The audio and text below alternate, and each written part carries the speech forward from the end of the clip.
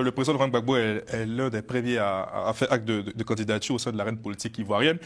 Sa participation est certaine en raison de sa condamnation pour l'affaire dite du casse de la BCEAO. D'abord, moi j'aimerais savoir, vous qui le côtoyez régulièrement, dans quel état d'esprit se trouve-t-il actuellement au regard de cette situation? Mais le président l'a déjà dit, dès qu'il est rentré sa première interview, il a dit, cette histoire du cadre de la BCEAO, c'est une haute tentative d'éliminer Laurent Gbagbo. Comme j'ai toujours dit de façon régulière, depuis 2000 qu'il a pris le pouvoir, le président Laurent Gbagbo est la cible. Et il y a une arme qui est pointée sur lui, une arme qui vise à le détruire. Et l'arme est toujours là, mais c'est les munitions qui changent. Toutes les épreuves, ce sont des munitions qui changent. C'est parce que nous avons résisté, il a résisté à toutes ces munitions, le bombardement de sa résidence, des élections qu'il a gagnées, qu'on a dit qu'il n'a pas gagné, le bombardement de sa résidence, son emprisonnement, son humiliation vraiment grossière, et sa déportation à la CPI, et tout ce qui suit participe. Donc pour moi, ce sont des munitions. On utilise des munitions, et cette histoire des cartes de la BCEAO qui est venue comme un cheveu sur la soupe, ou du moins qui est calculé, parce qu'au moment où on rendait ce verdict assez ridicule, hein, moi je l'ai dit ouvertement, ridicule, le président Laurent Gbagbo, ceux qui rendaient ce verdict savaient déjà qu'il était acquitté, qu'il serait acquitté à la CPI. Donc c'est une tentative d'élimination. Et à partir du moment où nous sommes dans un processus où quelqu'un veut forcément éliminer notre candidat, notre leader, depuis 2000, nous faisons bloc et nous nous défendrons. Parce que pour nous, sur cette question-là, je l'ai dit, elle est non négociable et ce n'est pas une condamnation, je répète, ridicule, qui n'a aucun fondement, qui va nous arrêter sur la question. Et le président l'a déjà dit. Aujourd'hui, 4 novembre, à l'heure où nous faisons cette émission, vous nous affirmez que le président Laurent Gbagbo sera candidat coûte que coûte, quel que soit le scénario envisagé. Il n'y a pas de plan B. Non, c'est notre candidat. Nous l'avons choisi. C'est nous qui sommes allés demander au président Laurent Gbagbo d'être notre candidat. Et donc, nous nous donnons les moyens pour qu'il soit notre candidat et qu'il gagne les élections. Et à partir du moment où c'est nous qui avons fait le choix, il n'y a pas de plan B possible. En tout cas, s'il y a un plan B, il s'appelle Laurent Gbagbo. S'il y a un plan C, il s'appelle Laurent Gbagbo. S'il y a un plan Z, il s'appelle Laurent Gbagbo. Et une délégation du PPACI s'est rendue au siège de la CEI, la Commission électorale indépendante, il y a quelques semaines.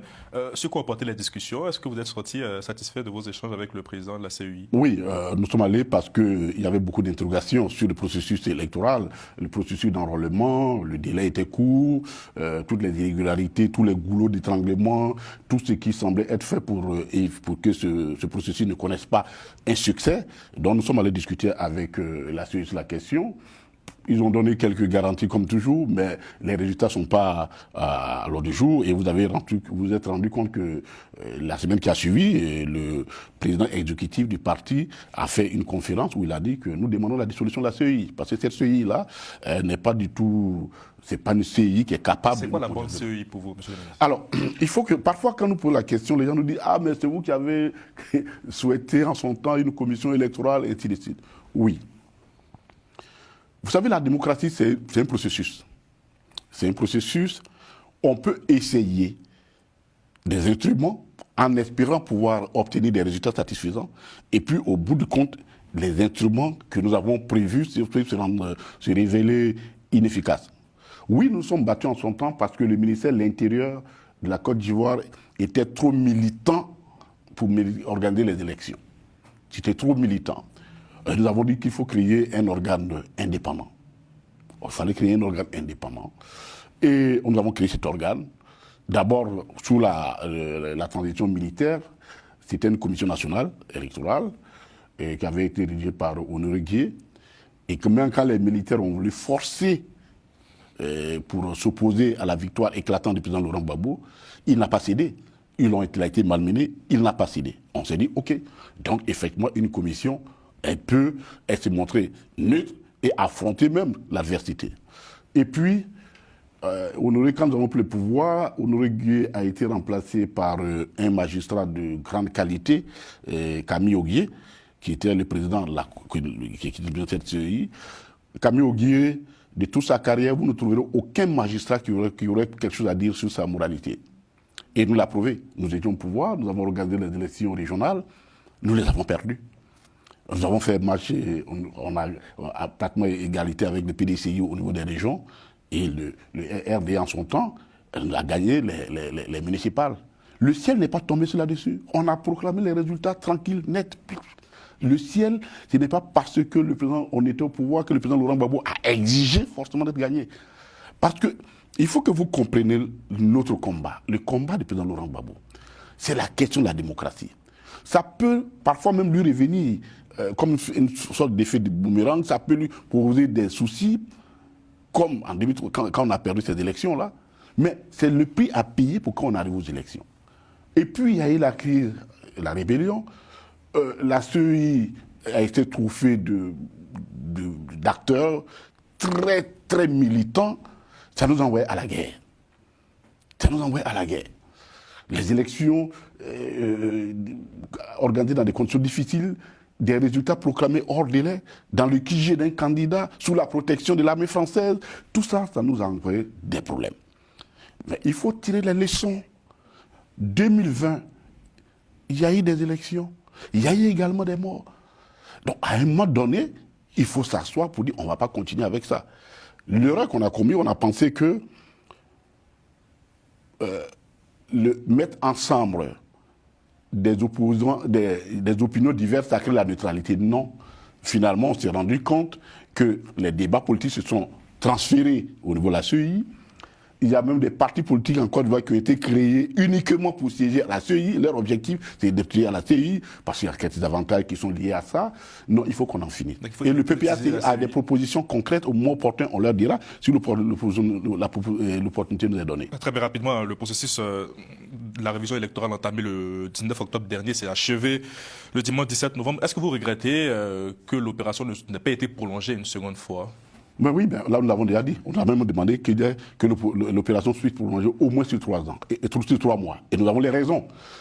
Selon la loi électorale, la liste électorale doit être révisée. C'est impératif. Chaque année.